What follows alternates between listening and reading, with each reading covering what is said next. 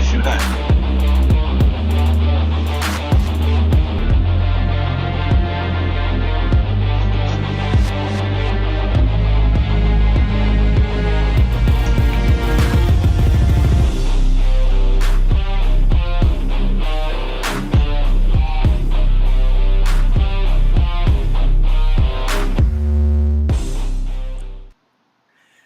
Good afternoon, everyone. Welcome to the FearFans podcast. I'm your host, Don Elmy. With me is Miguel A, and here we have a special guest joining us, Miguel Núñez. And What's up? I gotta say, Miguel, absolutely thrilled to have you here. Yeah, Glad to be here, brother. I'm glad to be alive. We all made it. It's New Year's in a little while, and we all made it. So I thank God that we are all here, that He brought us through this year, and that He see us through another one, a better one for all of us. Oh, yes. couldn't agree with you more. And knowing that this is basically the last show of 2025, it's just great to know that, we're going to be off to a great start for 2026. So it's going to be awesome. Yes, you are. I'm going to kick it off for the new year. What's up, people? Happy New Year to all the listeners. Thank you guys for listening to these guys all year. Keep listening. Keep telling your friends to come and listen so they can keep growing. And we'll keep bringing entertainment, and I'll keep bringing my friends on. Oh, yes. Yep. So, yeah, my subscribers are saying hi. Hey, Thomas. Hey, Billy. Thanks so much for tuning in. Let's see. Well done. It's hey, welcome back. Let's Act like Miguel. Act like Miguel. That's my new Instagram. They shut me down on my other one with 1 million followers. Oh, really? Jeez. Man. Because I tried looking you up on Instagram. I could have sworn you had one, but then I saw. I did. They shut me down. They said I said something. I don't know what it is. I don't even know. All I know is just was gone. Oh, man. They said I said something about Trump, something that's a criminal or illegal or something. I think I told him Trump needs to go by any means necessary. Man. So anyway, I got another one. It's called Act Like Miguel. Act like Miguel. I'll Okay, make sure to look that up. Definitely, yes. I'll be sure to look that up. Put that under my name so I can start growing that one again. I don't know how to get people to know that I got another one, but I don't even know if I want Instagram to know. But anyway, whatever. I gotcha. And Billy's saying it's great to meet you on the stream. Yeah, Billy's one of my. Nice to meet you, Billy. Where Billy at? Let's see. Billy, he's in Florida, Sarasota. He's he out there in the sun. It's raining here again. Yeah, it's snowing Happy New Year, Billy. It's snowing over here. Hey, Kate. Hey, Joe. Kate and Joe are in the chat. Yeah, they're they're part of the podcast. And Kate is one of my moderators for my YouTube channel. Oh, way to go. Oh, yes. So I guess as far as I guess we should start off with what inspired you to get into acting, Miguel? I always wanted to be in acting since the day I could speak. When I was born little, my mom said the first time she ever spanked me, I was like, maybe 3 or 4, and I told her, when I become a movie star, I'm not gonna buy you nothing. It was the first and only thing that I had ever wanted to do in my life. That's all I said I was gonna do. The first grade, from the 1st through the 12th, I was the only one in my entire senior year that said the same thing. People change. I want to be a policeman, a doctor, or this. I was the only one that didn't change from the 1st through the 12th. When I started school, I got a jean jacket and I got a magic marker and I wrote Hollywood on the back of it. Because I said, as soon as I graduate from school, I'm going to run away to Hollywood and I'm going to be a movie star. I told everybody who was listening, and everybody who would listen told me the same thing. You're skinny, you're ugly, you're poor, and you're black. It's not possible. That's all I ever heard. You're smart, you make A's and B's, you should start doing this, you can do anything you want. And I was like, I'm telling you, I swear to you, I know. And I swear to you and every viewer out there, I knew. I can't explain it to you. I just knew. I saw everything that happened in my life exactly then. I saw it. I don't know if it was I thought I was dreaming. It was a permanent. I knew it beyond a shadow of a doubt. And everybody would tell me that. I graduated from school, and I was from a little small farming town called Wilson, North Carolina. It's the most countryest little town. It's like exactly Mayberry RFD was 15 miles from us. Wow. It was exactly that. We had that one gas station, the same shit. It was 100% that. I graduated in June, July, August, September, October. 4 months later, I made 3 bologna sandwiches and ran away to Hollywood. Oh, wow. I had never been there. I looked like I was 8 because I was 4'11" and weighed 75 pounds when I graduated. Oh. And I grew like in one summer. But and I ended up downtown LA because when I went to the bus station, I told the guy, I want to go to Hollywood, man. And he was like, I said, can I get a bus ticket to Hollywood? He said, you can't go to Hollywood. So I thought at that point, being so young and naive, I thought you had to be an actor to get into Hollywood because he said I couldn't go to Hollywood. So he said, we can go to Los Angeles. And I said, it's California? He said, yes. Okay, let's go. I want to go. So I bought a ticket, went into the back of the bus, never been out of, I was raised in New York, born in New York, but my mother gave us to our grandmother when we were little. So I had been in that little town since I could remember. Oh. I never left, never been in anywhere. But on my own, I called everybody ma'am, sir. I was the most, I probably was 14. No, I probably was 12 mentally because I was so naive about everything. I get to, and I go to the, but he said, you go to Los Angeles, so I go to Los Angeles. But what I didn't know, which I'm going to explain, Trailways, we only had the Trailways. Trailways goes to Los Angeles downtown. The worst place in the entire America was Skid Row, Los Angeles. And that was the same time that I got here, which I found out later, was when the Skid Row slasher was going on. Somebody was slashing homeless people's necks. Oh. That's why I ended up, because the Greyhound went to Hollywood. I didn't know that. Man. So I ended up downtown LA. I was sleeping behind a bus station. I just did not know. I thought I was going to get here and it was going to be those movie lights flashing everywhere and movie lights flashing everywhere. And I would just meet somebody and they would tell me what to do and I would do it. That's what I thought. And I never realized the seriousness of what I'd done until I actually landed on Skid Row. And I'm looking around and then I realized what I had done. And I didn't have no money. I had $2 left in my pocket. I didn't know what to do. So I was sleeping in the bus station. He said, you can't spend the night here. So I went behind the bus station. No, actually, I had $2 left. Right across the street from the bus station. If you go to Netflix and look up the Cecil Hotel, it's supposed to be the most haunted hotel in America. It's where that Chinese girl got found inside that water tower at the top. Oh, yeah. I think I read about that. Yeah, it was right across, and that was Richard Ramirez, the Night Strangler stayed. It's like the most haunted hotel, one of the most haunted. And I went there, and it was $6 a night. I only had $2, so I didn't know what to do. I was walking around, and then I end up finding this movie theater that was $1. I was like, at least I'll be inside. So I'm inside, and I'm in there, and I put my legs up in the chair like this because all these big ass rats keep running across your feet. Oh. And, and I kept a razor. I had a razor because with North Carolina, you know, the little box razor they use at the supermarket, they push it out and then they cut. Everybody had one of them, so I had mine. And I'm sitting in the chair, and every time I wake up, there was a head all the way down there. Somebody sitting in there like in the front row. It seemed like every time I woke up, the head was closer and closer and closer. Last time I woke up, some big, nasty motherfucker sitting right next to me. Jumped, hey, you by yourself? I smacked my razor out and pushed it like that. He jumped up, and I got out. That was just God telling me to be careful early because it was the first day. So from that point on, I just walked around at night, and I was walking. I didn't even know you could walk and still be asleep while you're walking. And you see bums doing that. I think they drunk. They might just be tired because I was doing it, and I wasn't drunk. Oh. And I ended up sleeping behind the bus station because that was the only place that I knew. So and I kept doing that, and after a while, I ended up sleeping. I was sleeping under a park bench, and somebody was like, "Hey, young blood, what are you doing here? Why are you out in the street like this?" And like I said, I was like a child. And I said, "My name is Miguel Núñez. I'm 640 Cemetery Street, Wilson, North Carolina, and I came here to be an actor." And he was, "Oh my God!" And I used to wonder why everybody I told that they would go, "Oh God." And so he told me about the Union Rescue Mission. You go into the Union Rescue Mission, and then I ended up going to the Union Rescue Mission. And it was just a place downtown. I guess it was a church on Skid Row that they ministered to the homeless, and they let you sleep inside if you got there before 7.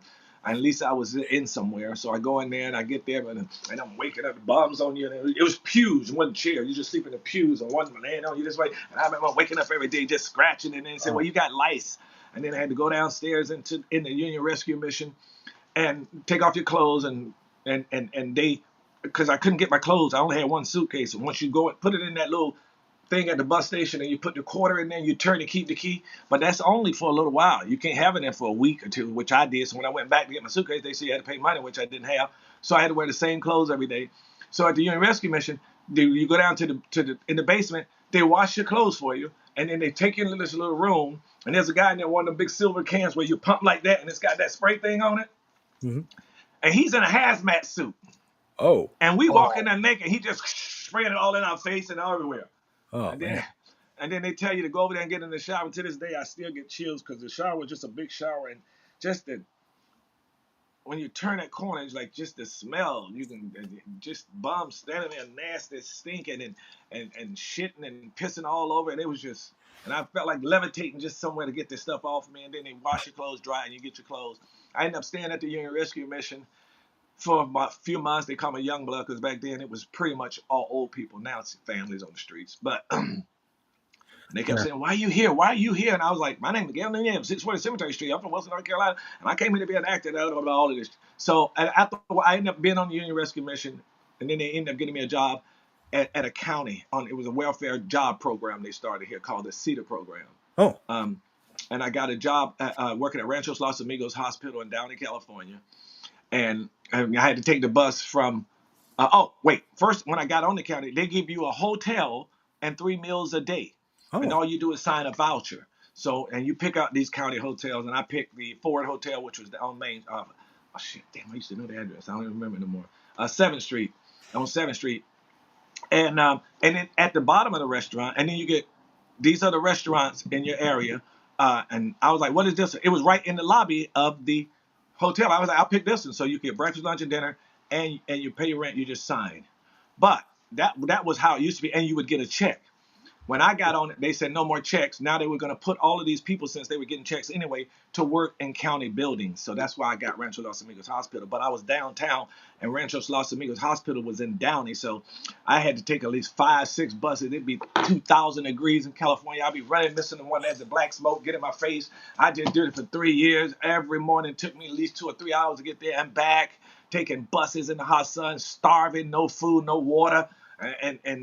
And I did it, and I saved my money, and then I made these 5 friends who were on Skid Row, and I would start telling them the same thing. "I'm gonna be a movie star, nigga. How you gonna be a movie star? You're skinny, you're black, you're ugly, you're poor, you're downtown LA. They got actors in New York, Chicago, Atlanta. They got agents, managers, lawyers. They're in acting school, academies. How you gonna get in front of them?" And I said, "I'm telling you, I promise you, I'm telling you, I'm going to do it. It's gonna happen. I just know it." Same thing I was telling them. So I saved my money, and I ended up. Because once you get your first check from your county job, now you on your own for your rent. But the rent was at that hotel was only like $80 a month, something like that. Oh, wow. So I didn't want to live there. So I ended up saving my money and moved to Hollywood, because by then I found out you could go to Hollywood because I saw it on the bus. And I found out the trailways and stuff. So now I moved to Hollywood, and I had saved up enough money to pay my rent for about 5 months. I told my supervisor, her name was Liz, at Rancho Los Amigos Hospital, that I wanted to try to be an actor. That's not what I came out here for. She said, "Just say you're going into the Army. That way, if it don't work out, you can come out and give you a job back." Oh. So I quit, paid the rent up for about 4 months, started looking up the studios, sneaking in, getting kicked out, sneaking in, getting kicked out. And then one day I'm on a bus, and this guy's going. I was like, "Hey, what are you doing?" He said, I'm studying. I'm an actor." I said, "Hey, my name is Miguel Núñez. I'm 640 Cemetery Street, Wilson, North Carolina, and I came here to be an actor." He said, "Okay, slow down. I said, "So what is that?" He said, "This is a resume." I said, "Can I see it?" He said, "Yeah, here, you can keep it. You're going to need to get a resume. You're going to need to get photos. You're going to have to get an agent, blah, blah, blah." He gave me the whole spiel, trying to help me out. I see him get off, and I see cameras in the park. And I'm like, "Oh." So when he get off, I go to the next stop. I walk around, find a copy place. I take his resume, go to a copy place, write his name out, put my name on it, and make another copy. I went back and got in line in the park, and I got the lead in that Gino's restaurant commercial. Oh, wow. Wow. And then they were asking me how did I find out. I told them about it, and then the guy, I said, "Hey, that's the guy right there." And I show him. He was like coming over talking. He said, "Wait, you got it?" And I said, "Yeah, I just came back and I did it, and they let me do it." And he said, "Okay, I'll take him to my agent." So he ended up taking me to his agent, and his agent was like one of the hot agents for up and coming talents. And I said, "My name is Miguel Núñez. I'm 640 Cemetery Street. I want to be an actor." And he said, "Hey, I like you." Of course he did, and because he can get 10% of all that money. So, which to this day I don't ever remember getting any of it, to tell you the truth. And so he signed me, and I think the next 48 auditions he sent me out on, I probably got 40. Wow. And then I was on 3 years later, I was on Tour of Duty, a hit show on CBS for 3 years. Tour of Duty was the best Vietnam show ever done. I've been wanting to see that though because I've always been interested in movies and shows that took place in Vietnam War because I've Bro, you got to watch Tour of Duty. We were considered the best one because of our realism. oh Three yeah years, because CBS. And I watch it every Saturday. It comes on 2 hours on Heroes and Icons channel. And another channel I just found out too. I've been looking for it. I've been trying several It different comes on every Saturday on Heroes and Icons channel. But Heroes and somebody, Icons. I'll Yeah, have to but check somebody it out. else just told me it's somewhere else as well. Yeah, Google it. definitely because I've always liked stuff that shows Vietnam War because I have a few great uncles who served there. And Yeah, also, man, it was awesome. We shot in Hawaii. Shot in Hawaii. Yeah. Oh, nice. I was making $10,500 the first week for 8 months because it was 1 hour drama. That's how long it took. 12,500 second month. Sorry, 27,500 second year, and 35,000 third year. The first year, I didn't even have a bank account. Every time I cashed my check, it was like this. Oh, and well, you can give me some of that if you want. I mean, I'm just saying. That was 1980. That was 1987. Yeah. Miguel, this is Tom Nally. He's another member of the podcast. What's up, man? How you doing? Chilling like Gilligan. He also runs a YouTube channel. Wait, like Gilligan from Gilligan's Island, or? Yep, that's exactly right. Chilling like Gilligan. Man. I think you and I are closer to age than these two. I'm older than all y'all. I'm older than every one of y'all. Well, listen, I'm fit. I'll be 51 soon. You a puppy, cuz. 33. I'm 66. 32. I'm 66. Wait, if I'm a puppy, then what are these guys? I'm 32. I'm the youngest. Oh hell no, they puppies too. They puppies too. Yeah, 33. Yeah, Puppies. yeah. Oh, here, Brexton. Here's one of my viewers. He's from Louisiana. He said that he's a fan of Return of the Living Dead, and yep, so am I. Yeah, and so when I first found out about Return of the Living Dead, I actually found it when I was 15, channel surfing, and I came across, I think it was Stars or Showtime, some one of those, and it showed like the ending of it, and yeah, again, this is before you could rewind to live TV and whatnot, and I saw this, and I'm just like, whoa, this looks pretty insane. I gotta check this out. Even though it showed like Tom Matthews transforming into a zombie, so that part was spoiled, but then again, so does the cover of the Blu-ray that I own. Exactly. I got that one too. Yeah. But when I watched this, and I was like, wow, this is amazing. And whenever I see like the scene where the zombies are rising up out of the ground, and I just remember the name of the cemetery, Resurrection Cemetery, and I just laughed at the irony. Wait, what was the name of the girlfriend in the first one? It was Tina, right? Tina, yeah. It said, Tina, I can smell your brains. And then it went to yeah. And then somehow, miraculously, in the remake, they weren't zombies anymore. And then they were again. Yeah. I cannot for the life of me figure that one out. I like to stick to the originals. Oh yeah. I cannot figure that one out. Is John Wick. Oh yeah, John Wick franchise is good. I'm doing the next one. Oh, But listen, I gotta say, Friday the 13th, Return of the Living Dead, friggin' awesome movies. Even Joanna Man was a friggin' awesome movie. What the hell was with the Ernest movie? I gotta say. Hey, look, that was early. You know how long that was in the 80s. And he was, and Ernest movies were the top movies at that time.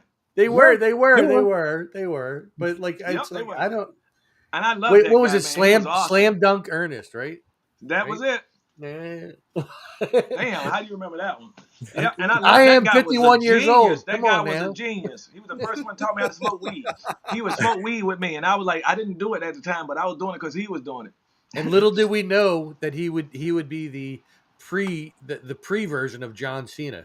Absolutely, because they do look exactly alike. I can't even get past that. I was so shocked to find out that he was part of Mensa. Man, wow! Ernest was part of Mensa. Oh hell yeah, he was considered one of the smartest people IQs on the planet, and people didn't know that. Oh yeah. Wow. Well, I mean, it was the character he played, though. Right. I mean, it was a character that he played. But when I was sitting, and I was sitting in his room, and back then I like to move. I was just everything he would talk about. I would sit there just for hours, and I would go back to the set and go, man, do you know that he is smart. He is a genius. They were like, Miguel, stop. We know this. He's part of Mensa. They told me everything. I was like, what? And most people think he just crazy at him. No, he was a genius. All they saw was that. Yeah, he was a genius, guys. Oh yeah, and a really nice guy. Oh yeah, Jim Varney, God rest his soul. Yeah, and God rest his soul. I loved him. Yeah, I remember first hearing like his voice when I was very little, when Toy Story came out. He voiced Slinky, I believe. Yeah. Oh, well, when I was a kid, he did commercials. Oh yeah. Like what was it? Like it was a fast food. When I was a kid, he was a kid. Well, yeah, I think he did like fast food commercials or something. Like, wasn't it with like McDonald's or Wendy's or something? Like, I don't know. Y'all young. I don't know what was happening then. I was listen. I wasn't that young, man. I was homeless at that time. I'm only like 10 years behind you, man. Yeah, that's a long time. These guys are like 20 years behind you. You know? Yeah. Like 50 years. But age is just a number, bro. Age is just a number. I can play 50 games of basketball. I'll be going to the basketball court, and these little 20, 22 years old, I'll be beating their ass, taking them to the hole right now and blowing them out. And they be on the side like this. I'm like, come on, man, one more game. Nice. And I smoke. I don't get it. I yeah, and I'm with Braxton on this one, on the Return of the Living Dead sequels. The last two that were like aired on TV only, like they didn't get a theatrical release. I feel like after Return of the Living Dead, like because the rights kept getting passed around to different production companies, like the whole franchise just became a mess. Yeah, like right now nobody, because he died and nobody really knows. Like 17 different people got the rights, and nobody has the rights because there is nobody really in control of it to assign it. Yeah, I mean, it's horrible. They do have a reboot in the works. They had a teaser. I know, I'm in it already. Yeah. Oh, you're gonna be in it. Oh, that's awesome. Yeah. And I know I've seen you on like multiple TV shows over the years too, like back in the 80s, early 90s. I've been on everything, man. I was on I know. Friends. I looked into it. I was like, everything. Wait, you were on Joey, like the failed reboot of Friends. Yeah, and that was not to your fault by any way. It damn sure wasn't. I quit the show. If you know the story, I quit at the last. Oh boy, I was making $45,000 a week, an episode on that show, and I had 3 more left, and I asked to be put out, and they let me out. I mean, why not make a series for each? You could have had like Monica and Chandler. You could have had Joey. You could have had Rachel and Ross. You could have had Phoebe. They could have done exactly what you said. The Phoebe show would have taken off. Absolutely. And but here's what the problem happened with Joey. The producers of that show thought they knew funny more than anybody on the planet. They thought they knew funny more than the actors. Was that the same producers from the Friends show? Yep. The writers, I mean. I don't know.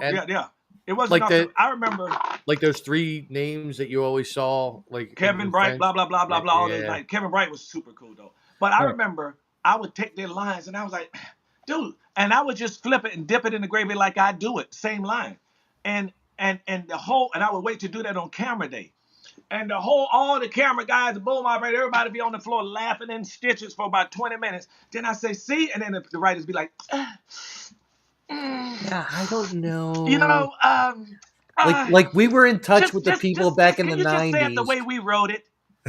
We were in touch with the people back in the 90s, and we really think we know what's going on. And I'm telling him, I'm like, dude, and I was like, listen to me. I don't want to do the rest of the show because I'm not going to be on the show giving me lines and it look like I can't deliver, but it's really y'all won't let me deliver. So I'd rather be off it than go down with a failed ship because this show would not get picked up again. And he said, and it didn't get picked up again. I'm sure Matt LeBlanc is a friggin' awesome guy. I'm sure he is. Matt LeBlanc was one of the coolest guys ever. He was just so cool, so calm, so collective. But I hate him because he got me started. I had quit smoking until he made me start back smoking, coming in my room smoking, offered me a cigarette. Then after I got hooked again, he quit. Jeremy is saying that he's the head of the Things Network, which this podcast is from. He's saying that he liked how Velma was confusing you with "Don't go to the up to the mountain" or no, the mansion. I think at the top of in Scooby Doo. I remember. Oh man, I remember being. Don't go into the spooky castle. Like Zoinks, don't go in there. I remember. Oh man, Go on, Doc. Go on. I'm sorry. I'm sorry. I remember just being like a 10-year-old kid when that came out, and like my babysitter back then brought me to see that, and of course I was a fan of the cartoons, so I knew I had to see the movie. So hey, I just want to say to David Cassane, if you're watching this, thank you for that. Thank you for that, David. I just want to say thank you for that, David. Jeremy actually, again, who's watching, he actually had a question he wanted me to ask you, Miguel. Go ahead. So this is by his request. Having worked with as many directors as you have, how easy or difficult is it going from style or direction to another? Because we all know that each director, has their own way. We know like how eccentric, Stanley Kubrick can be. So, how easy or difficult was it going from style or direction to another? To me, it was easy because if you go in there concentrating on other things other than what you should be concentrating on, then you have those questions, concerns, and stuff. Me, if I'm going there and I'm worrying about what I'm doing and I'm there concentrating on what I'm doing that day and the scene and everything. So whenever the director's talking to me, he's just the director of this telling me da-da-da-da. I never put any on the styles or this or that. Actually, one director, I guess I could say that happened with. Because every director I went we would go to places, even like on Return of the Living Dead when we sit up there, and they talk about Dan O'Bannon and they start telling all these stories. Never anything that anybody has ever discussed at any one of the cast members have I ever experienced with Dan.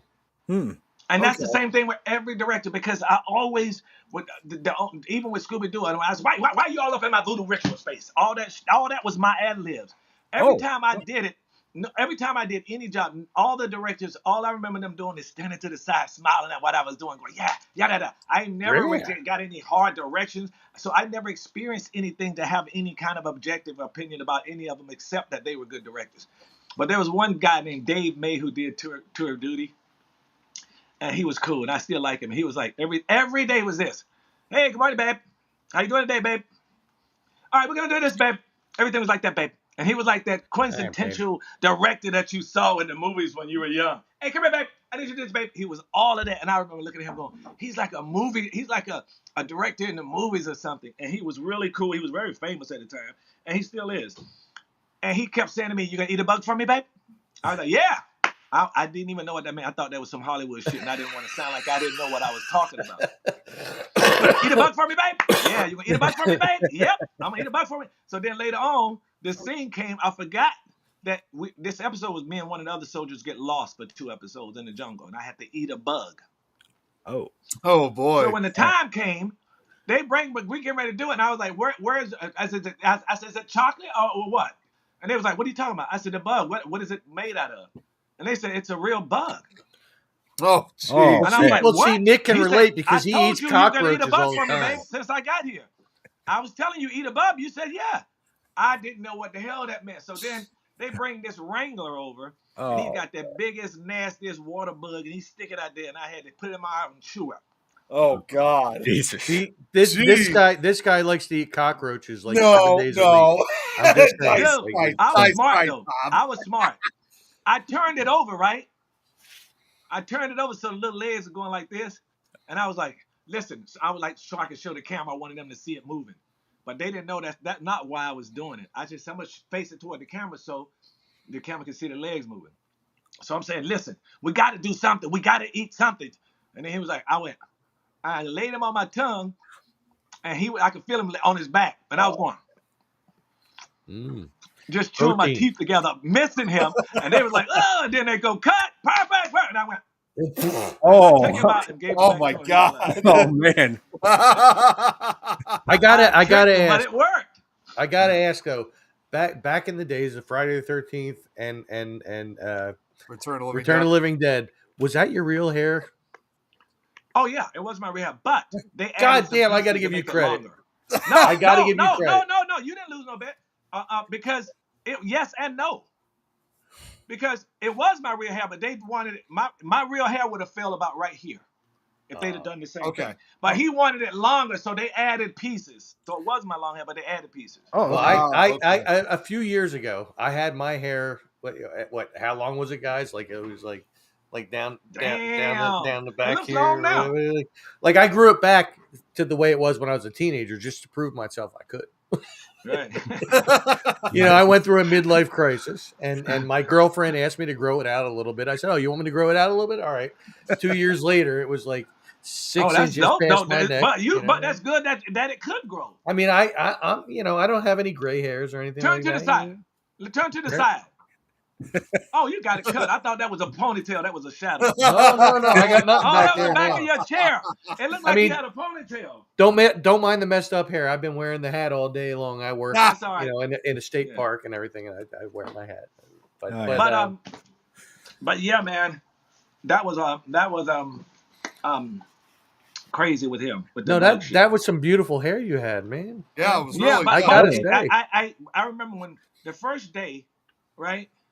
It was like maybe not the first day, right? I think it might have been the day before, or the same day because no, it was the day before. I guess Dan called and said he wants your hair longer. I'm like, what do you mean? They said Dan wants your hair longer. Well, you need to give me like 5 more months. No, he said no. He said there's 2 girls that's going to come to you at tonight, and they're going to put extensions in your hair. And I didn't know what the hell they were talking about. They're gonna make it longer. I was like, okay. But usually they do one. That's why I think it was the same day because we had to hurry up. No, it was the day before. So they had one girl on this side and one girl on that side, and they have to pull it real hard, and then they have to braid the hair into your braids. And she was pulling this way, she was pulling that way.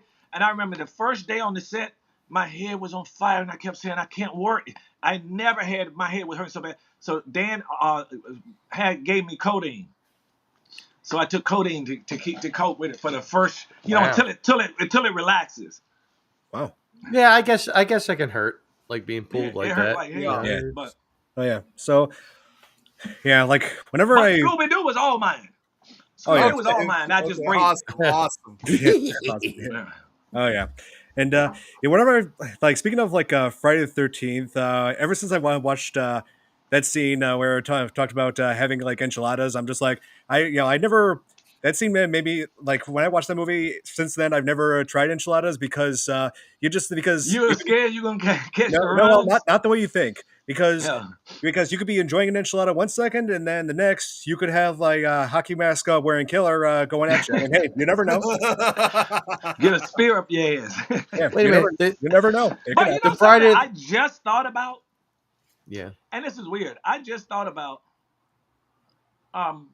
my scene the other day when I was talking to somebody here about it, a relative or something. Jason didn't even have to come to the set for me because we never saw it. He was never in my scene. Yeah, that's true. It was he was off screen. I'm probably one of the only people that he killed that you never saw him. That's true. Yeah, I mean, but it still was a terrifying scene. I mean, Demon was pretty much. It was worse. Oh yeah, he was pretty much in a no-win scenario. If he left the I ain't going out the front because my bitch already there, right there. Yeah, and you were in 2 different Friday the 13th movies, right? No, just one. Just part 5, yeah. I could have swore you were in the next one too. Nope, that was another guy. He looked like me. Wrong brother. Whoa. Yeah, but I think it's a crazy coincidence how a couple of your cast members from Return of the Living Dead ended up in Friday the 13th movies as well. Yeah. It's like as if almost in a way since a lot of those movies were made around that same time period, it was kind of like almost like an anthology series, if you will, because it's revolving around almost like the same exact actors. Yeah. Yep. Tom Matthews, what's his name that died? He was the one. He was in mine actually. Mark Venturini. Yeah, Mark Venturini. Was he in 5? He was. He played.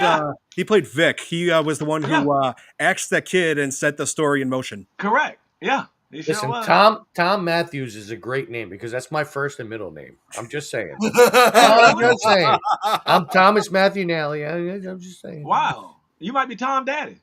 I might be. My son is 29 years old, so I can tell you.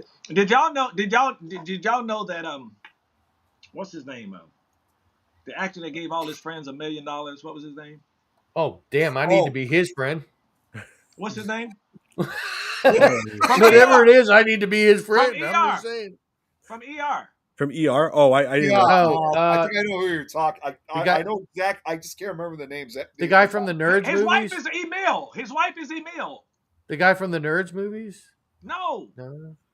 Shit, he's Oh, a, man. you know, what's George Clooney. No. Yes. Oh, George George. Clooney. Okay, yeah. Yes. That's what it was. George Clooney took not 10 of his friends out, his best friends, people who let him sleep on his couch when he was coming up, somebody Listen. who gave him ride auditions, somebody who loaned him money. He took them all out and gave him a suitcase. The inside was $1 million. And then inside the little envelope was the taxes that was paid on the $1 million to all tickets. I will tell you what, George Clooney, if you want to be my friend. Tom Matthews was just one of saying. those friends. Listen, see? It's all connected. Tom was one of those friends. It's meant Lucky to be bastard. that I'm supposed to be your friend and you're supposed to give me $1 million.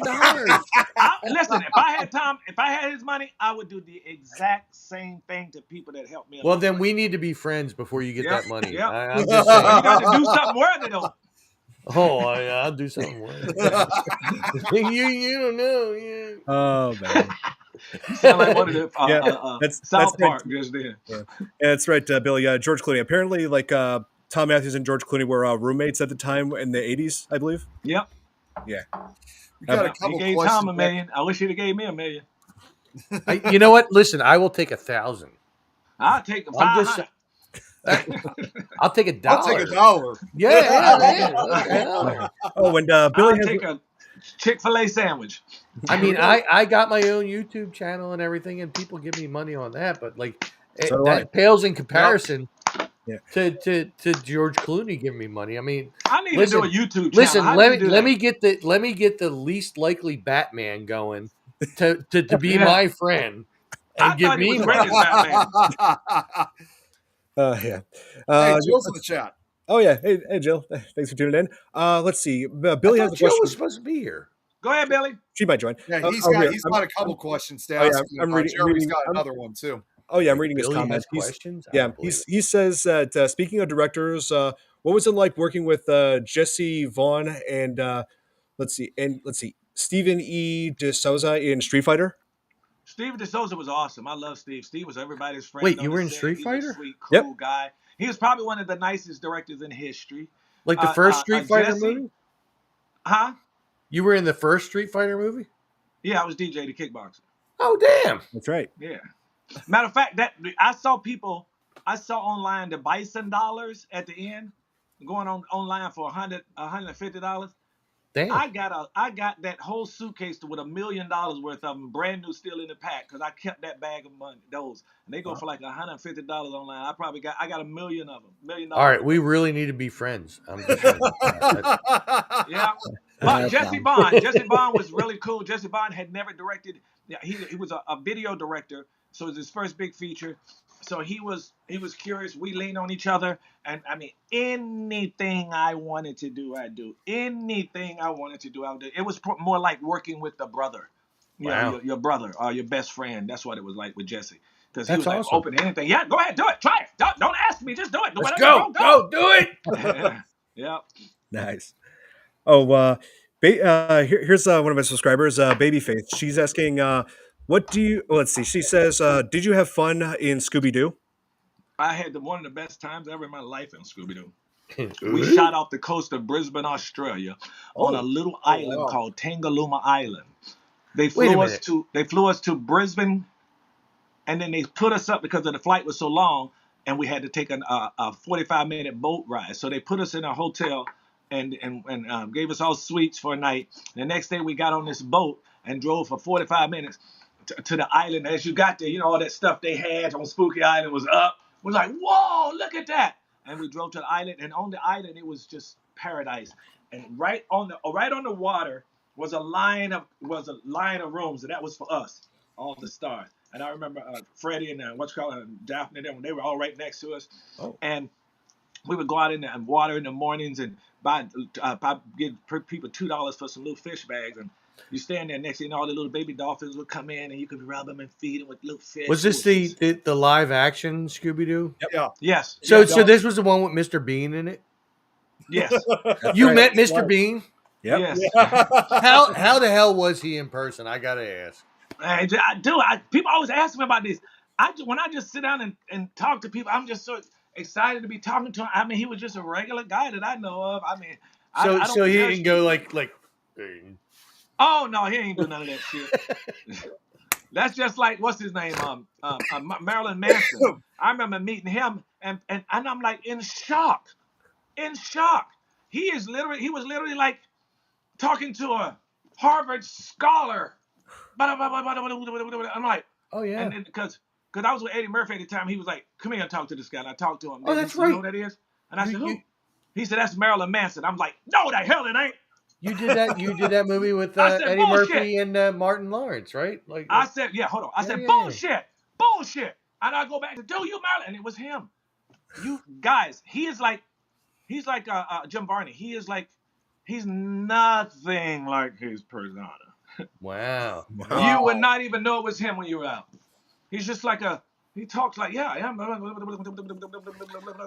you know didn't what? even I know it was really him. need to live your life. Is what my problem is. Well, let's do a body switch. We can do that. We can do that. You can sit here and I you don't can know if worry you about offend mine. we can sit here and you could worry about my dad and I'll just go off and live life. Oh, You know. oh man. Hey, you know what? And you They can run do the that. YouTube channel. Yeah, That's a good listen. idea. I need a You new, can run help me This set Is up one. Tom's I World. need y'all to help me set up a YouTube channel. I can definitely do that for you. Definitely for sure. Yeah, we all Please. actually have YouTube. I have a channels as well. YouTube channel. I have it's modest. In the Philadelphia matter. area, I have like 3,200 subscribers. That's good. Yeah. Do they pay? Yeah, I get about $100 a month. Oh, yeah. I mean, Woo, that's good. Better than nothing. Yeah. Oh, yeah. Yeah, I'm around the same way. Like, yeah, I have a YouTube channel where I do, of course, the weekly FearFans podcast, but I also do. I've done reaction videos to movie trailers and music videos that people recommend to me. I do. Let's see, video game live streams. So I do I keep variety going. Yeah. Well, I'm gonna do a whole lot of stuff. I'm gonna be bringing my friends on and shit. I'll tell you We'll what. be talking Between me about and shit. Don, we can help you out, man. Well, and All right, well, definitely. We'll talk about that afterward.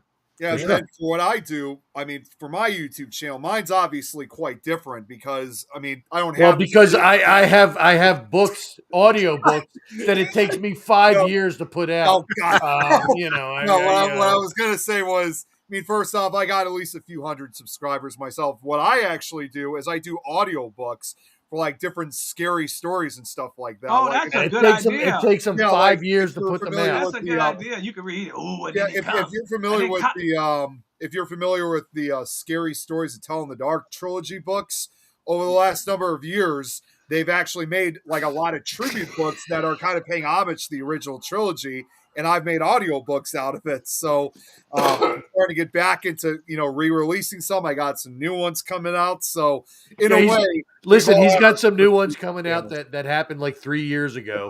yeah, there's one I had to kind of put on development hell because like recently with the audio, I discovered with some of my previous audiobooks there were a lot of hidden mistakes that I cannot tell you how stressed I'm thinking. Oh, like seriously, what? Like I gotta fix this all up. And there was no mistakes in what I recorded. I'm I'm not saying.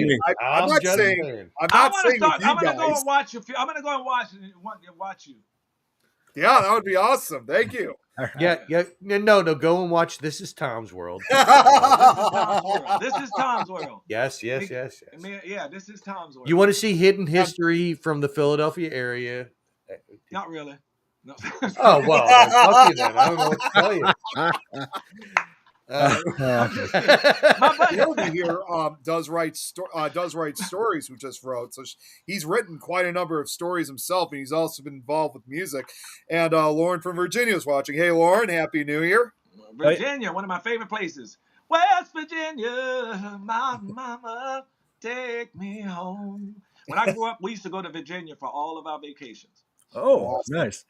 Yeah, for It's one of the prettiest places in America. People don't know. West Virginia is one of. I mean, it was so picturesque. I literally stopped the car because we were driving through it to get to some airport. I don't remember, and I was like, "Oh my God, oh my God! People don't need to see this. And it's that beautiful." Yes, it's like driving through Hawaii in some places, and you see the mountains. And West Virginia is probably the second most beautiful scenic place. You've never been to Pennsylvania, have you? Hell yeah! You talking about Philadelphia? Well, not Philadelphia. Like Oh. Pennsylvania. Like No. we'll say Central. I only been to Will Smith house in Philadelphia. Well, I live in Philly. Yeah. I am the Philly boy on this channel. Okay, well, you saying what about Philadelphia? You saying what's about what Philadelphia can't? I mean, I am not in West Philadelphia. No, but I am not born and raised on the nowhere in playground. Philadelphia can look like West Virginia. But there are places in PA that are better than Virginia. Impossible. I will agree with you, Miguel. I wish we could ride somewhere and look at and come up to PA and go to the Poconos. Come up to PA and go to the Poconos and tell me that is not majestic. Well, I will agree with Miguel. I have been to West Virginia myself, so I'm with you on that, Miguel. I think West Virginia. Oh, nobody asked you. No, I haven't been to Pennsylvania yet. Don't be mad because I got some support. Don't be mad because I got some support. Listen, this guy's in Chicago. He doesn't know what the hell he's talking about. Hey, so am I, Tom. Yeah, at least he ain't saying that places in Chicago. Chicago is way far away from PA. I'm just saying. Oh, here, but I do like Philadelphia. I love it a lot. Let's see. Braxton is saying, as long as you're not from Kensington. No. Don't go to Kensington, Philadelphia. Don't What's there? I ain't never heard of that. So there's an area in Philly where it's called Kensington, and most of the people there are like way heavily on drugs. Like you'll go by and you'll see people standing there. I didn't want to go there. Damn sure not. That's why Tom hang out there. Look, you know what? I'm gonna have to smack your ass. Whoa, you ain't supposed to be telling it. Listen, I live in between me and you. I live in far northeast Philly. That's way different. In Florida, far northeast Philly. Oh. How long would it take you to get to? Because when I like to live about 30 to 45 minutes out. If I was to live in New York, anywhere in New York, Los Angeles, wherever, I want to be about 45 minutes out. So we'll say from Kensington, I could be about like 40 minutes away driving. Perfect. But that's not where I want to be. He said. Center City, Philadelphia. That's only about a half hour away, really. Okay, that's good too. Down I-95. What would be considered the Beverly Hills of Philly? Ooh, I would say that would be the Atlanta. No, the outskirts, we'll say like Warminster, PA, which the suburbs basically. Yeah, and how far is that? Probably about the same amount as. Okay, then that's why. But I ain't thinking about. So it's a matter of going south or north. So I would say north about like 30 minutes would be pretty much like. So Kensington would be like West Side. Oh, yeah, way worse. Oh damn! But Virginia, what did Virginia guys say? Well, I've been in Virginia. I don't know, man. Like, I mean, it's like Philly light. You know what I mean? What about Virginia Beach? I mean, Maryland. Now, if you go to Maryland, I like Maryland. Maryland is more like Philly than Virginia, I would say. Yeah. I believe that. Almost heaven, West Virginia. Yeah. So, I wanted to ask, what was your most challenging role, Miguel? Joanna Man. Really? Wow. Yeah. You pulled that off. You pulled that off. Makeup job. I had to walk around with high heels on. When that scene where I was walking and my feet twist, that was real. It happened so many times. You pulled that off quite easily, I'd say. Dude, I'm an actor, bro. I can play a dinosaur. And when the scene when they were supposed to do the wax on my legs. Oh man. That was a scene where they were supposed to wax my legs, and I was supposed to be in pain. I was like, hey, listen, why don't you just do it for real? Oh. And that way I can feel it. They was like, really? You want to do that? I said, yeah. Because whatever the pain is, I'm going to have to react to it. And brother, I'm sorry. When they did that shit, I jumped up and I wanted to fight the dude. They had to hold me back. They were like, you said it. So you should have told me. You did it for real. That was the worst pain in history. My leg was swollen up. I don't know how women do it. Listen, I had to go to the makeup job. I was there before everybody because I had to be there 3 hours before. I was there after everybody left, and every single I got something. I had to stop for one day because they said I had exhaustion or whatever you said. It could have been dehydration or whatever. worse. Yeah, We could have done a Brazilian. You Oh, know. oh, Jesus. I actually it was so much fun because when you number 1 on the call sheet, it's the same as being Caesar in Rome. Yeah. So, also wanted to ask, what was your favorite scene to film in Return of the Living Dead? In Return of the Living Dead, I have to say honestly, the graveyard stuff. Oh yeah, I love the graveyard stuff. Especially when the redheaded she chick got stood naked. up on the thing. Yes, when she stood up there and got naked. The graveyard stuff, 'cause it was fun. It was night. It was lights, and it was us party. Had some music. It was just I don't know none of the rain shit.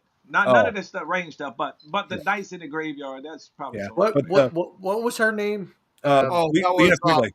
Linnea Quigley. Yeah. Yeah, I actually know somebody that knows her quite well. A haunt actor named Chaos Unright. He actually knows her quite well, and they've talked quite a bit. Chaos Unright. Yeah. I love Linnea. Yeah, she's cool. Great. Super cool. Yeah, I was a little disappointed that she wasn't able to make it to the convention where I met you guys at, but hopefully there'll be another. Hopefully there'll be another. She matter of fact, they've been just texting me earlier. She has like 8 dogs or something she live with, and the person was supposed to come over the day she was supposed to leave and didn't show up, and she called, I gotta leave, and then they called and said they couldn't make it. Oh man.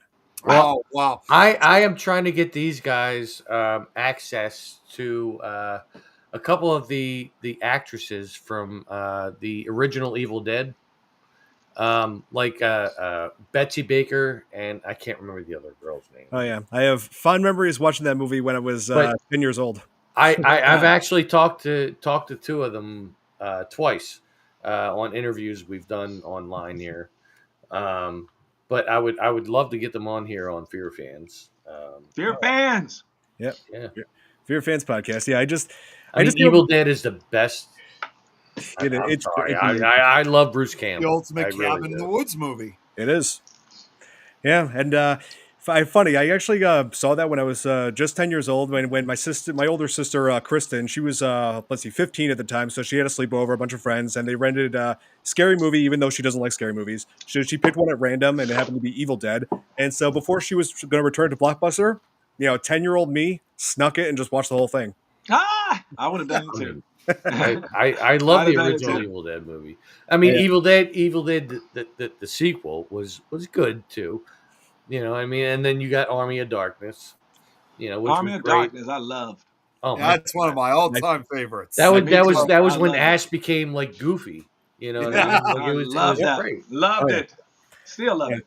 Oh, and then you had Ash versus the Evil Dead on what was it, Showtime? Yep. That was a great series, and I'm sorry they ended. I got approached maybe 10 years ago. 10 years ago, no. Oh. And it was from Paramount, and they wanted to know I would be interested. They were gonna kill Freddy. Jason. Oh wow! And they said they're going to take Jason is going to be killed. They're going to take 5 or so many. I don't remember. I think it was 5 of the most memorable deaths. And those our souls was going to bring him. We're going to be the ones that come back and take him and kill him. Oh, wow! And I was like, hell yeah! Never heard from him again. Well, they do say. I think they decided to keep going. Like we've talked about it on this show before, but they do say that Jason is more of like a Deadite from Evil Dead. Like he's not like really a human as they portray him to be, kind of. But he's more of a Deadite from the Evil Dead. And I mean, and there's so many things that connect to it. Like say in Evil Dead 2, when they're in the shed, and Ash is cutting off like his girlfriend's head and everything like that. Like there is a Freddy glove hanging there. Yeah, that's right. Like and they say that Jason is a Deadite. And I mean, like, there's like so many different. If that's connected, or if they planning to connect that somewhere. Well, the glove was not planned. The glove was stolen from the site. Oh yeah, the glove was stolen from the site of Nightmare on Elm Street and hung there purposely. Oh, kind of like, look what we got. Yeah, Oh yeah. No way. I don't believe that. Why would Yeah, you give it up? Then you could get arrested. Right. go back and look at YouTube videos. You will Oh, see. yeah. You will I see. mean, they did show the Necronomicon near the ending of Jason Goes to Hell Final Friday, so that. They did. Yeah. Oh yeah. I got And- to see that. Now I want to look for that glove. oh, yeah. And there was supposed to be a Freddy versus Jason versus Yes. That's right. Yep. The script was written, but it never got. Never But got I it. wonder why. I think they I don't know. I think that means somebody's got to lose, and they don't want to just end the franchise, but Ash would have won hands down. Oh, I think Hands he would, down. no doubt. Probably, yeah. Yeah, well, Jeremy, I tell you who would have won. Whoever the studio decided would make the most money later. Ash. There you go. They would have done Ash it in a way Williams where they could would have have brought won. them both back. Yeah. They'd have done it like boxing. The first one would have been where you didn't know if the one actually died. Like at the end, you see. It'd been like the Rocky movies. You see this. Yep, right. The hand You twitch. see his fingers move, and you see his fingers move, and then it go off. Well, that's like the end of Jason versus Freddy. You know what I mean? Like Jason's carrying Freddy's head, and he gives like the little. Oh yeah. Always a little something. Yeah. Billy said it's probably because of the issues with Bruce Campbell and New Line. Yeah, well, that and he wanted to stop playing Ash Williams too. Oh yeah. Like he didn't Listen, want. I don't he get didn't that, want to man. do Just keep playing it till the wheels fall off, bro. That's Yeah, all I I mean, say.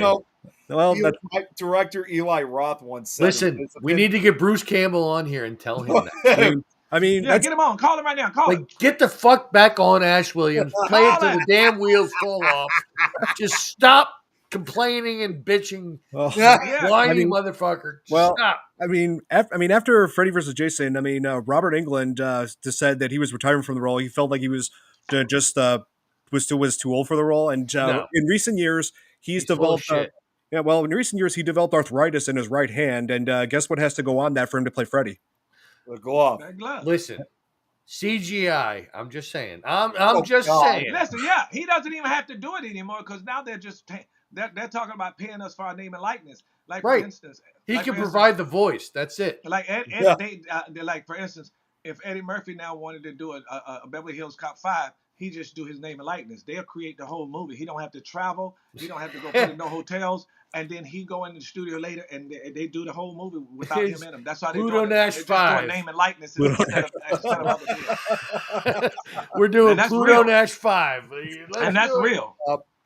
I got to just ask real quick because this is from Jeremy. He was asking earlier, have you ever worked with someone by the name of Rick McCallum, Miguel? You ever know? Rick McCallum. How the hell would I know? I've done over 140 movies. I don't He's- know. Rick McCallum. It sounds very familiar. Yeah, he can was say that. actually he's actually a stunt actor who's been in some of the horror films of the 80s, like some of the Friday the 13th movies, and also House 2.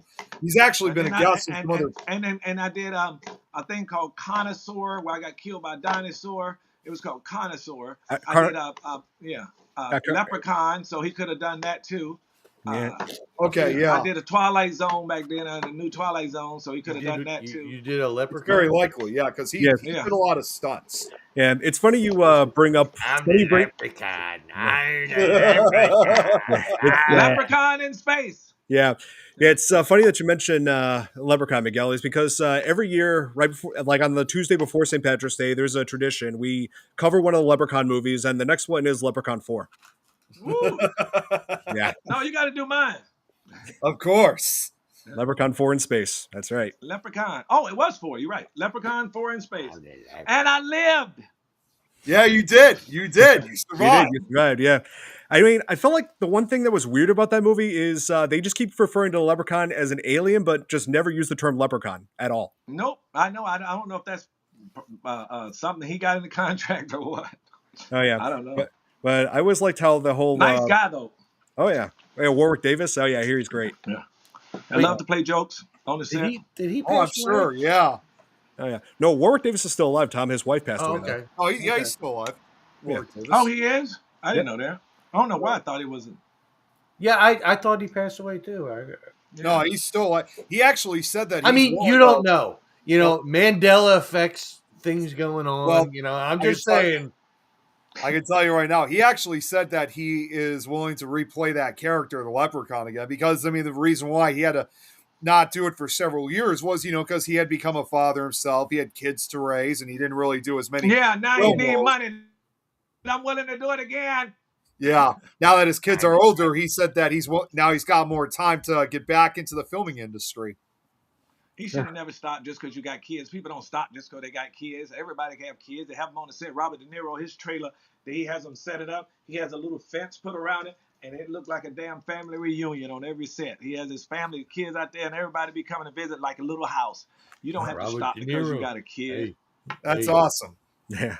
Hey, what are you And, gonna do? And now he don't have Robert De the Niro, kids, man. and now they you better get your ass back to work. Hey, Oh, and, what are you gonna do? What are you gonna do? You know what you gonna do? Hey, What are you gonna do? Oh, here, my subscriber Babyface says, "Have you ever done any of your own stunts?" Oh, any of my own stunts. I don't remember if I No. ever had any. Oh hell no. No, it was me actually. I did. I did all his stunts. I never done any of my stunts except one time. It was a TV show I was on called Tarzan. Superman. Superman back in the day, and I was supposed to be. No, sorry, no, it was Tarzan. I was a detective in shooting in Toronto, and I was supposed to jump from one. Tarzan just jumped to the other building. I was supposed to jump, and it was a big, deep space, but it was easy. And I was supposed to jump from one building over to the other one and roll over. And they wouldn't let me do it. And I begged the director. I said, I promise you I can do it. He said, no, you can't do it. We can't. And then after a while, he let me do it. And I did it. Yeah. But this was way back in the day. I could have jumped twice the distance and came up and jumped over the next building. But that was easy. But other than that, I did all his stunts. I mean, look at us. He did all We his look stunts. totally alike. Sure, Tom. He's before, I'm after. We look totally alike. There's no denying that. I mean, you wouldn't know. You didn't know. You would never know the difference when you see him running. No. When he running at night, you would never know the difference. That was. You don't know. You don't know. Let's see. Billy is saying that the owner of Friday the 13th franchise is all over the place too. The Paramount owned it and then went to New Line for a long time, and then they had a lawsuit on the Jason universe. And where is it at now? It's the rights are pretty much up in the air. I mean, they promised a reboot, but it's been almost over 15 years now since that 2009 one with Jared Padalecki. I believe that's this has been going on for like almost. So wait, the last Friday 13th was when? 2009. 2009. Wow, that's crazy. I know. Yeah, it's been up in the air now for almost 2 decades. It's almost like at this point they were at one point also going to try to make a television series out of Friday the 13th. And I don't mean like they did one that was made back in the late 80s, early 90s, because that was an anthology series. I thought I saw a Friday 13th. Maybe I didn't. Yeah, they actually wanted to make an actual television show, but not just make it just like your typical, Jason Voorhees going on a killing spree. They actually wanted to expand his backstory of who he was. Ooh, wow. Yeah. Oh, that's a good idea. Yeah. It's like, it sounds great on paper, but exactly. It sounds great hearing it on paper, but But it's like bringing it to life, though. That's the real challenge. Yeah, it is. Yeah. And I can see them not wanting to, make take that chance, and it's gonna take a lot of money to develop that. And then you say, nah. Jeremy said that he said he needs to see you in a Stephen King movie. Me too. I do too. Oh yeah. Tell him to hit Stephen King up and let him know.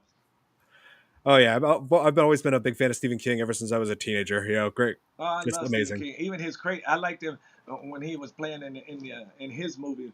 The alien thing when he touched that rock and turned into the big thing. Oh yeah. What touched the rock? I believe that was. Wait, was that the Tommy Knockers? One of those miniseries? I'm trying to remember. It wasn't Tommy Knocker. It was I thought it was was it a Twilight Zone? Oh no, it was oh shit. The one with that little thing go. Oh yeah. Oh my God, what the hell was that? Yeah, and he did the last one. A meteor fell out, and he touched the meteor, and his hand started going. You're talking. Oh, yeah, that's Creep Show. Creep Show. That's the one. Yeah. Creep Show is a great fucking movie. I just great gotta movie. say. I love it. I just gotta say. Okay, yeah, because I was confusing with a scene from Tommy Knockers that sounded similar, Creep yeah, Show, that's right. when we covered that movie, on the podcast, and I poked fun at how Stephen King transformed into a part man, part marijuana plant. Yeah. Wait a minute. A kush. Yeah, he looked You like were Tommy Knockers too? No. This is Creep Show. We were talking about Creep Show, where Stephen King turned into a marijuana plant. Yep. Oh, yeah. It's yeah. Well, you could say that. Yeah. What's wrong with that? What are you talking about? You can say that anyway. I say it on CBS. I gotta make that was a great scene. You know, I mean, he's like meteor shit. Yeah. Oh yeah. Meteor shit. That's exactly what he said. Oh yeah. Good old devil's plan. His baby face just. And then at the end, he go, and then shot himself. Yeah, that's right. Yeah. And he directed that, which was brilliant. Oh yeah, he did. That's right. Oh shit! I ain't got no more coffee though. Oh. Oh man, I could be an actor. I could do it. I mean, hey, that happens to me too, Miguel. I always go through so many on my Keurig. You know, I'm almost that's exactly what I'm looking for. One more Keurig. I gotta have one hidden. Oh yeah. Damn, I had it for myself. Nope, I don't. What a dick. You need a Keurig with some Bailey's Irish cream in it. Oh, that sounds good. Oh my god! Oh, you know what? Is that right? Actually, you know what? I'm gonna make my mushroom. Have you ever had mushroom coffee? I've been considering trying that. Yeah, It's really, really good. I called that. To be honest with you. Yeah, I can see it advertised everywhere. It's really good. Wait, I'm gonna send you a link. You get this one. So you're drinking shroom coffee? Look, it's called this. Right here, I'm gonna take a picture of that. Got it. Okay. Okay. So you're drinking shroom coffee. Yep. Now I'm gonna show you how you do it. So you're tripping your balls off. No, it ain't that kind of shroom. It ain't that kind of shroom. Oh my God, Tom. So you take one of these, right, and then you fill it up with water, and it is better than any coffee you've ever tasted in your life. Oh, I'm definitely trying it now. Especially if you're tripping your balls off. Okay. Yeah, No, but it ain't that kind of mushroom. Oh my God, Tom. It ain't the Tommy pack.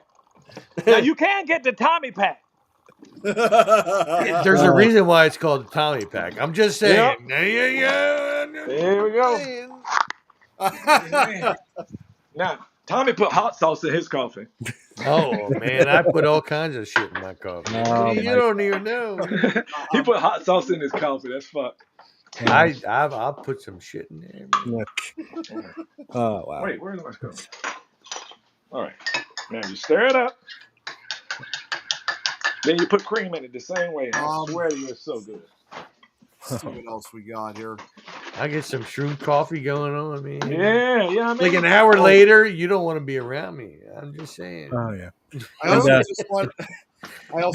These guys are playing Minecraft with me. I thought why would they want to be around you? I heard shrooms make you fun. Listen, these guys have played Minecraft with me when I am on other kinds of levels. I'm just saying. Oh God. Oh jeez. I mean, I know Minecraft is a kid's game, but we love for everybody. For everyone. Everybody plays Minecraft, except for when you play it with this guy, because this guy right here. Wait, why? This guy above me. Oh God. Wait, tell me.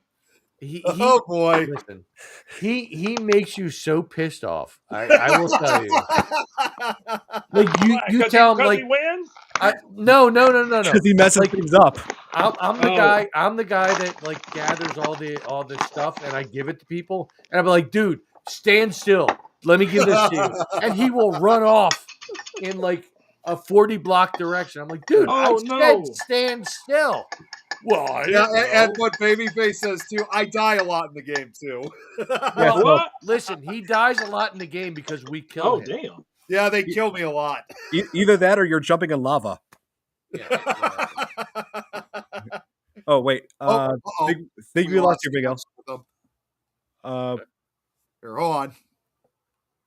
Give him about a minute. Okay. All right, sorry.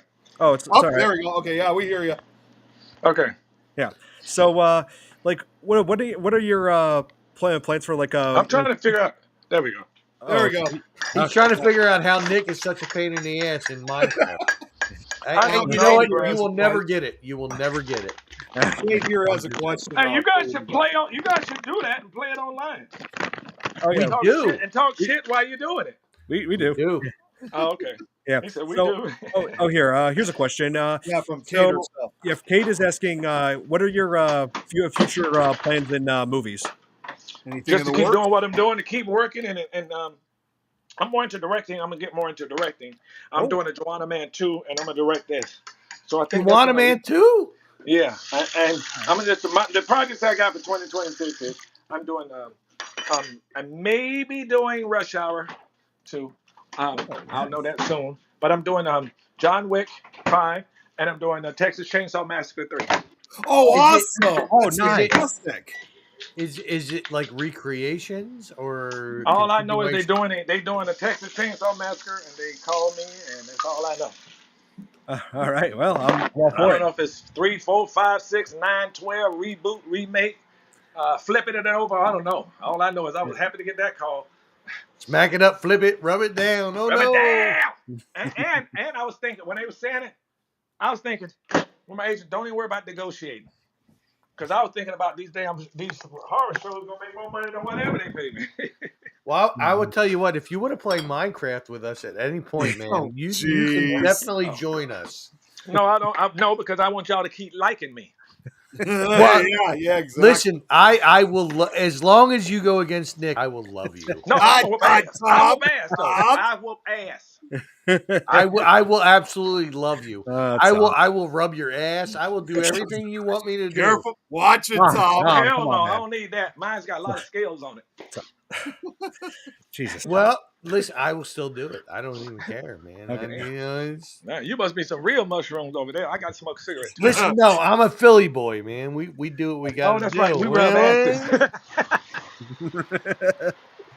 I'm a Philly boy. We rub asses. Okay. That's right. Yeah. So, anyway, Look how ugly it is, y'all. Oh man. Oh, wow. Whoa. Yeah. Why does that look And- like and a you see zombie that right there? He apocalypse almost going ran on? into that person. Oh, This jeez. street right here, right in front of my house. Oh, boy. 4 Jeez. major accidents every single month that I've been here.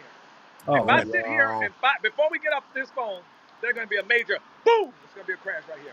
That's a Guaranteed. zombie apocalypse going on. I don't get it because literally, I'm not exaggerating. 4 major crash a month. We'll be sitting watching TV next day and you hear, boom, go outside. Every day. Everybody running out of sales with towels. I Every feel you. single freaking week. I feel you. We get that here too, man. Yeah. Yeah, I We mean don't here. get rain here. That's why. I mean People here. don't know how to drive in the rain. Oh yeah, I mean, hey, here in It's like a horror Chicago. movie. Yeah, I mean here in Chicago, we got an average about 300 accidents a day. Oh, yeah. Dang, They're that's very, a lot. unfortunately, Y'all they're got very common over here. Y'all got Yeah. some horrible drivers. Yeah, Yeah. I've witnessed one. I was like right behind a guy, went forward, had the green light. Guy oncoming, like ran a red light and crashed right into him. And this Chicago is my kind of Well, town. and to be perfectly honest with you, Miguel, and these guys know it. About 2 years ago, I was actually in a car accident myself. Thankfully, I was not injured, but Damn, it wasn't. let me see again. Yeah, it was not. It was not here in Chicago though. It was actually out in Ohio. I was not driving. I was in the passenger seat, but we had a semi truck, so one of those huge trucks just sideswiped part of the car where I was sitting. Was that with Tom McNichols? Yeah. And, oh man, that scared the hell. I mean, I'm not gonna lie. I thought it actually was gonna crush me. But thankfully, we stopped. It Well, you stopped. still when it here, drove. God. Where was this? This was about 2 years ago. This was in the town of Mansfield, Ohio, where Wow. Ohio Bro, State you're lucky to Reformatory be here. is. That's where they shot Shawshank Redemption. yeah. Oh, you're lucky to be here, brother. Yes, I am very lucky. And what happened to your arm, Tom? What? Your arm. You have a cast on? No. Oh, I thought you had a cast on. Sorry. No, Oh, oh, okay. God, no. Hey, you want to see my cat? Oh, shoot. I mean, Okay, I anyway. can show it to you, I mean, So- but it won't be really appropriate for Okay, you. all right, Tom. So, yeah. So Y'all see my cup? Oh yeah, I love it. Oh, that's awesome. That's awesome. Love it. Yeah. So Look at your cup. yeah, dude, that's awesome. Yeah, what I wanted to ask one thing. Like, so you said like the hardest thing to film in Return of the Living Dead was the parts where it was raining through the cemetery. Yeah, my funnest, the funnest. Oh, it Oh, was it's the the funnest. fun. Oh, Okay. You asked me okay. what was the funnest, not the hardest, right? or well, I guess fun and hardest. I mean, That's what she said. Jesus, Tom. What'd you Yeah, say? yeah. So I asked what was the hardest part to film in The Return of the hardest Living Dead? part was all the stuff in the rain. Yeah, the rain. Yeah, Okay. because I mean, Hated it. oh, I imagine. I mean, obviously, it didn't have like that whole stinging, like the stinging rain, like they said in the movie that it was acid rain. Obviously, it wasn't really that, but yeah, I just make No, fun of the being part. wet, and then they go, you guys go over there, stand over there. And what they would do is before they turned the rain on, they would take us and hose us down. Oh, Well, you do know that building that was supposed to be the You need it. interiors. Yeah, it's still there, Yeah. and it still looks exactly the same. Yep. I mean, the cemetery obviously is not there because We that made was that, fake. yeah. But the building is actually still there. Like It I is watched still there. I go what was by his every now name? and then to show people. Sean Clark, I think his name is. Yep. He has a YouTube channel. tour. And he went there. Yep. oh yeah. Do And, you know Sean Clark? Yeah, he used to be my agent. Oh, really? That's Yeah. freaking awesome, man. Oh yeah. And Now Beverly does it. oh yeah. I mean, I always make fun of that scene like where the gang gets split up and then Trash is on her own running and saying, "Hey, wait up, you guys! I got no shoes." And I'm just like, "And whose fault is that?" You said what? Listen, bitch, you didn't bring your own damn shoes. That's your fault. Yeah. Listen, you're Fine as she was, naked. fine You as she are was, she could naked. have had my shoes. Oh yeah. Yeah, she was like, "Oh wait, you guys, I had no shoes." I'm like, "And whose fault is that?" You're running around the cemetery naked. You know. Oh yeah, and I always loved that the tar man scene. Yep, Yeah. I love the tar man scene too. Oh, So I yeah. got to hit him in the head with a can, and it hit him right on the head too. And, Oh, yeah. and the scene where you guys are like riding along the road and everything, and you could see the California skyline in the background and everything. Like, I mean, like I watched Sean Clark do a video about that too. Like where he showed like the entire scene, basically. Like when you guys are like riding. I don't even know what that area No, I was. saw that. I saw that. Yeah. He showed it to me. Yeah. And he goes to a lot of other haunted places too. Oh, he sure does, and he has like an entire collection of like horror Yep. paraphernalia It's really good. and everything. It's really good. Oh yeah. Check it out. Oh I yeah. can't think of what the hell his other name is. I don't Like, I mean, he does. Sean Clark is his name, but like, he has another name for his YouTube channel. I can't remember that. Oh yeah. And I had like when we first met at the convention, like I had a great conversations with all your cast members, especially with Jules Shepard who played Casey. Yeah. And yeah, and we talked about a common interest in like movies we watch around Christmas time, and also I got this from her. These are like It's Gizmo. yeah, holiday cards. You know, it's like wow. yeah, oh yeah. She wanted me to like send these out to friends and loved ones. I'm just like I was like had of two minds on that. It's like part of me wants to send these out, thinking it'll be awesome, but at the same time, this serves as a great memento of the talk that I've had with You her. know, I feel some kind of way that you didn't send me one of them. I'm just saying. Yeah, you should. You Yeah. didn't even get your boys one? How many is it? I mean, it's not that many. It's only like just a dozen, but it's just they just Well, you should have sent me one. Damn it! they just served as a great memento of the conversation I've had with her. You know, Yep. something Should've had to sign 'em. something to look back on with. Yeah. Yeah, that is. That's a good thing to keep. Yeah. One of those. Okay. Oh yeah, it's like about a Would it dozen be- of them. Would have been even better. So now she's gonna see this and see that you didn't give them out. I see? will. And I now mean, she's. I'm planning she's to coming next for year. you. I mean, I could next year. It's just that by the time I got them, I didn't have that much time to like mail them to everybody. Right. You know?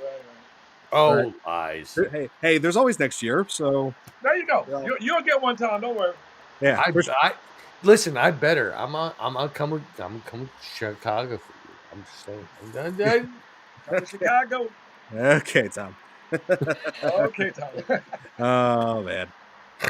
But yeah, like Return of the Living Dead, I consider that to be one of the greatest zombie movies ever. So like, what do you think about the legacy that it has? You know, so many people out there love it. I listen. When you do films, like for instance, I'll say again, The Thing. You would think The Thing would be bigger. That little head that turned and was walking, that should be as big as Tarman. You don't know what film is going to hit and what film is not going to hit. I have so many That's actors true. that I turned down to turn over there. I didn't even go on that audition. I'm like, I'm not interested in doing that. And now they all wish they had.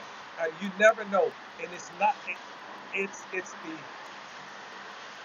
the fans that keep it going. It's the fans that choose. So you just don't know. You just never know. I think it's absolutely remarkable that it's standing this way. Oh yes. And a That's blessing. very- And a very blessing. true. Oh yeah, I imagine. Yeah, because there's just so much to love about it. You know, there's of course like there's the zombies, the I'm still on. oh I'll give it a okay. minute. Sorry. Yeah, no, it's okay. Let us not forget that Nick has a bow above its head. I'm just saying. No, it's a Christmas Uh, decoration. oh yeah, but It looks good. oh, but yeah. So it's like there's plenty of love about Return of the Living Dead. You know, there's like of course there's the zombies, but also the characters and the soundtrack. You The know, soundtrack helped a lot. oh yeah, Oh yeah. Yeah. and Soundtrack helped a lot. I consider it a true gem of the '80s as far as pop culture because you know the '80s it's really fascinating era. And it's got 80s written all over it. Oh yeah, Yeah, it does. Well, I mean, even Joanna, man. Like, I mean, even though it was in the '90s, like No, that was 2006. Was it 2006? Oh my god! So, like, even that, like, the soundtrack did help too. I mean, I'm just Right. The saying. soundtrack helped in Tour of Duty too because it was all Motown. Yeah. Now I definitely got to check out Tour of Duty and definitely. Yeah, man. Damn. The best Got show in history. Joanna, man, was 2006. Really? I feel old as fuck. How you think I feel? I'm just saying. Yeah. Hey, everything that I loved as a kid is now considered retro. Oh. Exactly, right? And everything I loved as a kid is considered old. Listen, give it another 20 years. Tell me how you feel. Yeah, exactly. Tom. I'm Yeah. just saying. Hey guys, I gotta get ready to go. I gotta be somewhere at 3. So. Yeah. Oh yes, actually of course. have to Yes, we'll wrap things this up. Of course. Right. We'll wrap this up. So that's going to be it for this edition of the FearFans podcast. Well, thank you guys so much for watching, and Miguel. Thank you for your questions too, guys. Yes. And have a happy New Year, everybody. Yeah, same to you as well. And Miguel, if possible, I'd like to try to get you on one of my shows at some point. If you have Anytime, and I want to do this one again too. Yeah. We'll talk about it. We'll talk about it later, but I'll let you know. Done For deal. sure. Yes, All thank you you guys, man. Y'all be safe and happy Merry Christmas and Happy New Year. Yes, You too. Happy you holidays. too. And thank you so much for joining us today, Miguel. My Thank pleasure, you. man. Seriously, My pleasure. thank you. Yes. Have a happy New Year, everybody. Take care.